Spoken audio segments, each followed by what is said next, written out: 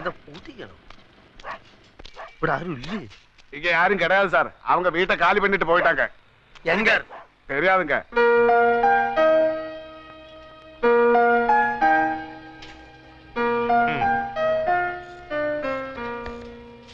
ഈ കാശ് കൈ കിട്ടാൻ എത്ര നാളാവും? ബാങ്കിന്റെ കുറച്ച് ഫോർമാലിറ്റീസ് ഒക്കെ ഉണ്ട്. ഹെഡ് ക്വാർട്ടേഴ്സിൽ നിന്ന് ഓക്കെ വരണം.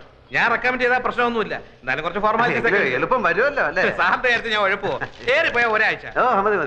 പിന്നെ ഞാൻ ആശുപത്രി വരാം. എന്തിന്? അമ്മാവിനോട് റെക്കമെൻഡേഷൻ. ചന്ദ്ര ടെക്സ്റ്റൈൽസിന്റെ അക്കൗണ്ട് മാത്രമേ ഇവിടെ ഉള്ളൂ. ചന്ദ്ര ടീയുടെ അക്കൗണ്ട് യൂണിറ്റി ബാങ്കിലാണ്. അതിങ്ങോട്ട് മാറ്റി കിട്ടിയാൽ അമ്മാവിന് സുഖമല്ലായിരിക്കില്ലേ? ഇപ്പൊ വേണ്ട, ഞാൻ സൗകര്യമായിട്ട് ഒരു ദിവസം ആശുപത്രി വരാം. നല്ല മൂടി ഇരിക്കുമ്പോ നമുക്ക് പറയാം. ആ അക്കൗണ്ട് ഇങ്ങോട്ട് മാറ്റി കിട്ടിയാൽ എന്റെ പ്രൊമോഷന്റെ കാര്യം ഷുവറാ. പിന്നെ സാറിന് ഞാൻ ലോണൊന്നും പറഞ്ഞ് 50-60 ലക്ഷം എഴുതി തരും. സമയാവട്ടല്ലേ? ഇതിന്റെ കാര്യം ഒരാഴ്ച.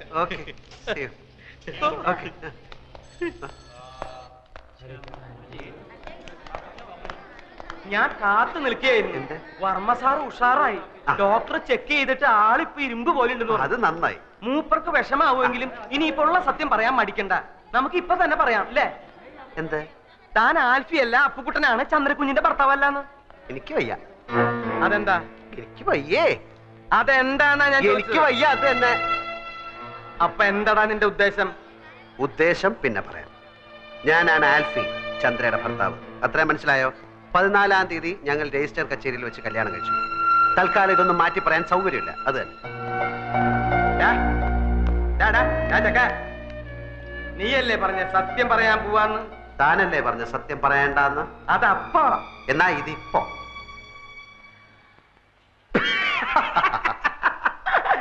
നിന്റെ ഓരോ കളികളെ. വാ നമുക്ക് പോയി പറയാം. താൻ എന്താ കിടക്കുന്നത്? അപ്പൊ നീ പറയില്ല അല്ലേ? ഇല്ല. വേണ്ടടാ, നീ പറയണ്ട. നീ ആൽഫിയല്ല, കൂൽഫിയല്ല, ഒരു തേങ്ങയല്ല, അപ്പുക്കുട്ടൻ എന്ന് പറഞ്ഞൊരു ഫ്രോഡ് ആണെന്ന് ഞാനിപ്പോ പോയി പറയും. കോട്ടശ്ശേരി തറവാട്ടിലെ ഉപ്പും ചോറും തിന്ന് വളർന്നവനായി ഞാൻ. നിന്നെ പോലൊരു പെരട്ട നാറിയെ അവിടെ കയറി നിരങ്ങാൻ ഞാൻ സമ്മതിക്കില്ലടാ. നീ എന്താ കളിക്കുക? ഞാൻ കാണിച്ചു തരാം. ചവിട്ടി കൂട്ടി ഞാൻ പമ്മി. താൻ പറയോ? പറയ മാത്രല്ല, ആൾമാറാട്ടത്തിന് നിന്നെ കൊണ്ട് കമ്പി ഇടിക്കണം. എങ്കിൽ നമുക്ക് ഒരുമിച്ച് എണ്ണാം. പോട ചെക്ക, നീ എന്താ എന്നെ പെരട്ടുക? ഏയ് അങ്ങനൊന്നുമില്ല. താനല്ലേ പറഞ്ഞത് കോണ്ടസ കാറും കൊണ്ടുവന്നപ്പോ എന്നെ കണ്ടു, ചന്ദ്ര പരിചയപ്പെടുത്തി, ബിയർ അടിച്ചു. താൻ എന്റെ ബന്ധുക്കളെ എവിടെ വെച്ചാ കണ്ടത്? ഡെറാഡൂണിൽ വെച്ചല്ലേ? ഇതൊന്നും ഞാനല്ലല്ലോ, താനല്ലേ അവരോട് പറഞ്ഞത്. എന്നെ ഈ വേഷം കെട്ടിച്ചതും ചന്ദ്രയുടെ ഭർത്താവായിട്ട് അഭിനയിക്കാനും പറഞ്ഞത് താന്. അതിന് താൻ ദിവസവും എനിക്ക് 500 രൂപ കൂലിയായിട്ട് തരുന്നുണ്ട്. കണക്കപ്പിള്ള കുറുപ്പ് സാക്ഷി. എന്നിട്ട് അങ്ങേരത് ഇത് ഏത് കണക്കിൽ എഴുതണമെന്ന് ചോദിച്ചപ്പോ അയാളുടെ അമ്മായിയമ്മയുടെ പ്രസവത്തിന് പലഹാരം വാങ്ങിച്ച കണക്കിൽ എഴുതാൻ താൻ പറഞ്ഞില്ലേ? നീ എന്തൊക്കെയാടാ ഈ പറയണേ? ഞാൻ പറഞ്ഞു കഴിഞ്ഞില്ല, താൻ മുഴുവൻ കേക്ക്. താൻ എന്നോട് പറഞ്ഞു അവള് തട്ടിപ്പോവും, അത് കഴിഞ്ഞ് താൻ ആ കിളവന് വിഷം കൊടുത്ത് കൊല്ലും, അപ്പൊ ഭർത്താവ് നിലയ്ക്ക് എനിക്ക് ആ സ്വത്ത് കിട്ടും, അപ്പൊ ഞാൻ അതിന്റെ പകുതി തനിക്ക് തരണമെന്ന്. എടാ ദ്രോഹി, നിന്റെ നാക്ക് പുഴുത്തു പോവും. ഞാൻ എപ്പോഴാടാ ഇതൊക്കെ പറഞ്ഞത്? താൻ പറഞ്ഞില്ല, പക്ഷെ ഞാൻ പോയി പറയും താൻ പറഞ്ഞു എന്ന്. എന്നിട്ടിപ്പോ ആ സ്വത്ത് പങ്കുവെക്കുന്ന കാര്യം പറഞ്ഞ് നമ്മൾ തമ്മിൽ പിണങ്ങിയപ്പോ താൻ എന്നെ കള്ളനാക്കി കാണിക്കാൻ ശ്രമിക്കുന്നു എന്ന്. ഇതിനൊക്കെ സാക്ഷികളുണ്ട്, തെളിവുണ്ട്. ഇനി താൻ പോയി പറയണോ ഞാൻ ആ പെണ്ണിന്റെ ഭർത്താവ് ആൽഫി അല്ല അപ്പുക്കുട്ടനാണെന്ന്? ആ വർമ്മ തന്റെ മുഖത്ത് കാർക്കിച്ച് തുപ്പും. ആ തടിയന്മാർ തന്നെ ഇടിച്ച് പഴിപ്പിക്കും. എന്നിട്ട് ആൾമാറാട്ട കേസിൽ നമുക്ക് 2 പേർ കൂടെ അകത്ത് കിടന്ന് ഗോതമ്പുണ്ടെന്ന് ഇരുമ്പഴിയേണ്ടി കളിക്കാം. പോയി പറയടോ, പോയി പറയടോ. നമ്മുടെ കോണ്ടസാക്കാരിൽ പോയിട്ട് ബിയർ കഴിച്ചില്ലേ? പോയി പറയടോ. എനിക്ക് മുകളിൽ ആകാശവും താഴെ ഭൂമിയാണ്, എനിക്കൊന്നും നോക്കാനില്ല. പോയി പറയടോ, പോയി പറയടോ. ഞാൻ എന്റെ വൈഫിനെ ഒന്ന് കണ്ടിട്ട് വരാം. അതിനിടയ്ക്ക് തനിക്ക് വർമ്മസാറിനോട് വല്ലതും പറയാനുണ്ടെങ്കിൽ താൻ പറ, ബാക്കി ഞാൻ വന്നിട്ട് പറയാം. കോണ്ടസാർ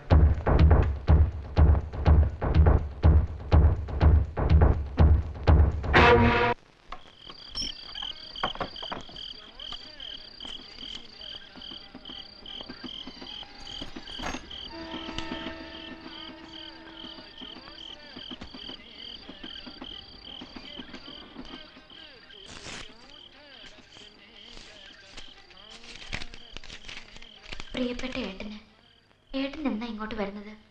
ഇവിടുത്തെ കാര്യങ്ങൾ കഷ്ടമായിക്കൊണ്ടിരിക്കുകയാണ്. എൻ്റെ കാതിലെ കമ്മൽ ഇന്നലെ വിറ്റു. കോടതി ഇന്നലെ വേനൽ അവധിക്ക് അടച്ചു. തുറന്നിട്ടേ വിധി വരൂ. അച്ഛന് ഊണും ഉറക്കവുമില്ല. ചിലപ്പോ ഒറ്റയ്ക്കിരുന്ന് കരയുന്നത് കാണാം. എന്നും ചേട്ടൻ എപ്പോഴാ വരുന്നതെന്ന് ചോദിക്കും. ഒരു സമാധാനത്തിനെങ്കിലും ഒരു എഴുത്ത് അച്ഛൻ എഴുതണം.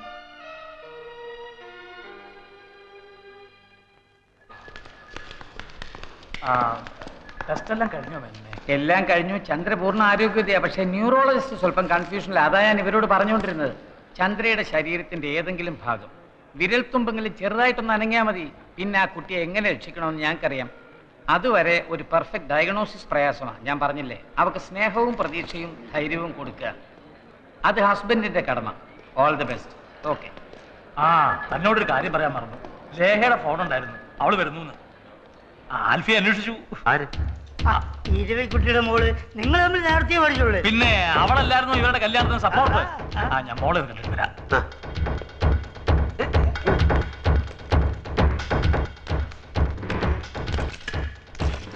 ഏതാ ഈ പുത്തൻകുരിശ്? പുത്തൻകുരിശ് എന്ന് പറഞ്ഞാൽ എറണാകുളത്തിനടുത്തുള്ള സ്ഥല. ഏതാ ഈ അവതാരം? എനിക്കറിയില്ല, അറിയില്ല, അറിയില്ല. എന്ന് വെച്ചാ എടോ, കണ്ണി ചോരയില്ലാത്തോണ്ട് തനിക്കറിയോ? ഞാൻ 3 ദിവസമായി പല്ല് കഴിച്ചിട്ട്, കുളിച്ചിട്ട്, ഭക്ഷണം കഴിച്ചിട്ട്, ഒന്ന് ഉറങ്ങിയിട്ട്. അതിനെങ്ങനെയാ ഉറങ്ങാൻ കിടക്കുമ്പോ താൻ എന്റെ മുമ്പിൽ ഭൂതം പോലെ വന്ന് നിൽക്കല്ലേ? ഞാൻ ഇനിയുള്ള സത്യം തുറന്നു പറയാൻ പോവാ. എനിക്ക് വയ്യ, വയ്യ, വയ്യ, വയ്യ.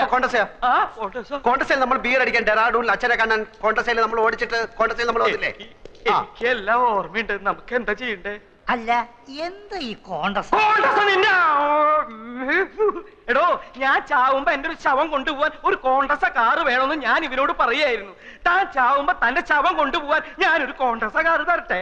അത് ഞാൻ ചാവുമ്പോഴല്ലേ. ഇനി ഇവിടെ നിന്നാ നിന്നെ ഞാൻ കൊല്ലും. എടാ പോടാ, എടാ പോവാൻ. ഞാൻ മതളീട്ട വരണേ, എല്ലാവരും ഒന്ന് മാറിയെന്നോ.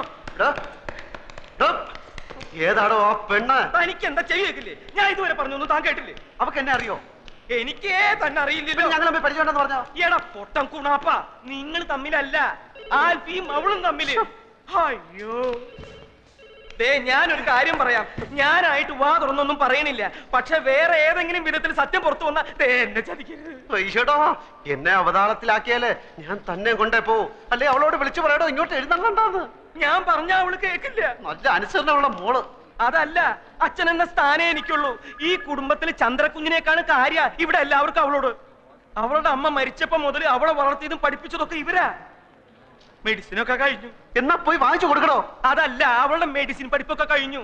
ഇനി അമേരിക്കയിലോ ആസ്ട്രേലിയയിലോ പോയി പഠിക്കാനുള്ള സ്കോളർഷിപ്പും കിട്ടിയിട്ടുണ്ട്. അതിന് എന്നോട് അനുവാദം ചോദിക്കാൻ വേണ്ടി അവള് വരുന്നതാ. താനൊരു കാര്യം ചെയ്യ്, ഫോണിൽ കൂടെ അനുവാദം കൊടുത്തിട്ട് അവിടെ നിന്ന് വിമാനത്തിൽ കയറി എങ്ങോട്ടെങ്കിലും പോവാൻ പറയണോ? ഞാൻ പറഞ്ഞാലും അവൾ ഇവിടെ വന്ന എല്ലാവരോടും യാത്ര ചോദിച്ചിട്ടേ തൊണ്ടാലടക്കാൻ ഓരോന്ന് കേറി വന്നോളും. എടോ, ഈ പിശാച് കുൽഫിയെ കണ്ടിട്ടുണ്ടോ? അവളും ചന്ദ്രയും തമ്മിൽ അടയും ചക്കരയും പോലെ. അട ചക്കരയോട് പറഞ്ഞിട്ടുള്ള അറിവേ ഉള്ളോ, അതോ അട നേരിട്ട് ആൽഫിയെ കണ്ടിട്ടുണ്ടോന്ന്? എനിക്കറിയില്ല. ഇവിടെ നമ്മളിപ്പോ എന്ത് ചെയ്യും? എനിക്കറിഞ്ഞൂടാ. ഇവിടെ എന്തെങ്കിലും ഒന്ന് പറയടോ. ഇവിടെ എന്തെങ്കിലും ഒന്ന് പറയടോ. ഭാരത മാതാക്കി ജയ്. അതും ഇതുമായിട്ട് എന്താ ബന്ധം? താനല്ലേ പറഞ്ഞ എന്തെങ്കിലും ഒന്ന് പറയാൻ. ഓ അത് ശരി. അപ്പൊ അവള് വരട്ടെ, അവൾ എന്നെ കാണട്ടെ.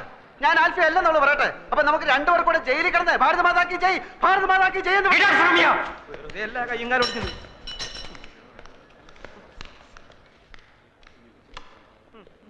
ഞാനൊരു വഴി കണ്ടുവച്ചിട്ടുണ്ട്.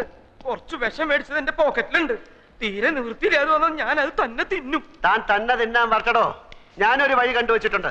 വരട്ടെ, വരുന്നിടത്ത് വെച്ച് കാണാം. തന്റെ മോൻ ആളെങ്ങനാടോ? എന്താ സയൻസ്? എടോ, അവളുടെ സ്വഭാവ വിശേഷ സവിശേഷ ഗുണഗണങ്ങൾ എങ്ങനെയാണ്, എങ്ങനെ ഹാൻഡിൽ ചെയ്യണമെന്ന് അറിയാനാണ്. അത് വേണമെങ്കിൽ പറഞ്ഞു തരാം.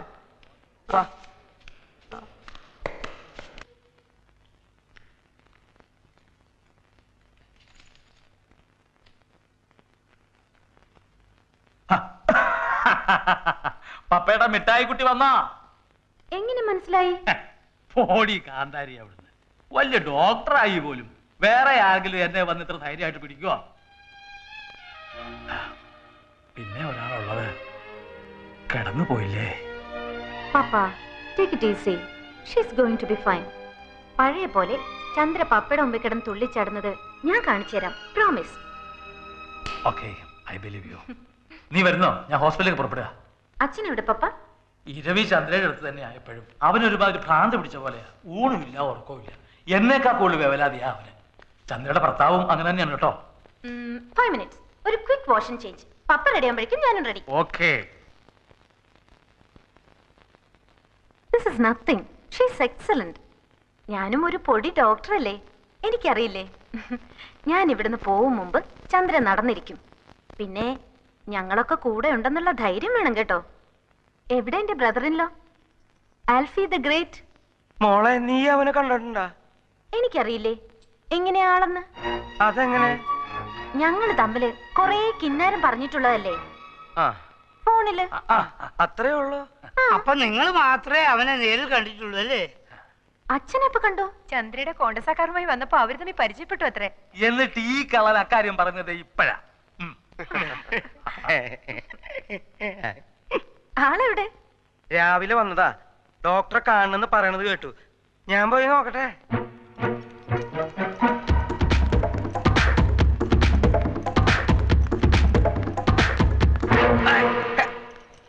എന്റെ അമ്മേ, തൽക്കാലം രക്ഷപ്പെട്ടു. അവളെ ആളെ കണ്ടിട്ടില്ല.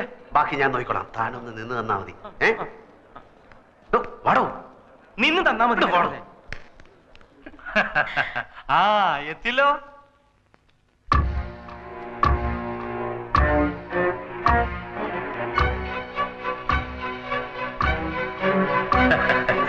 ഇതാണ് ഞങ്ങളുടെ ദേഹമോള്.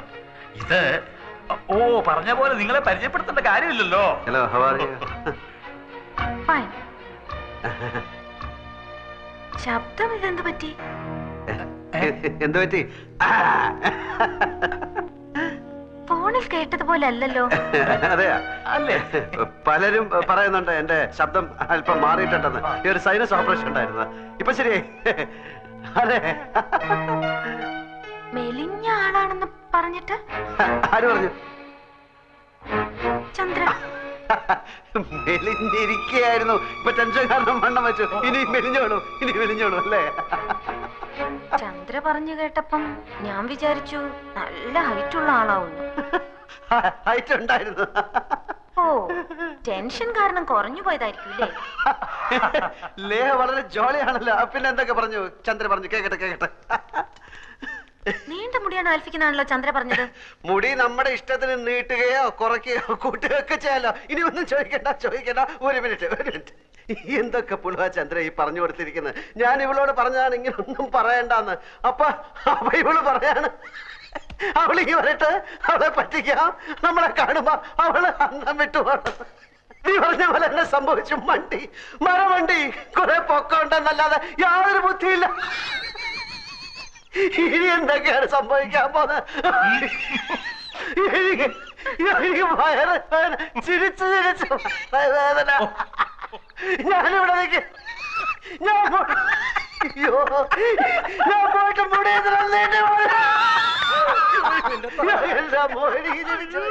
ഇന്നലെ ഒരു തമാശ ഞാൻ കേട്ടു.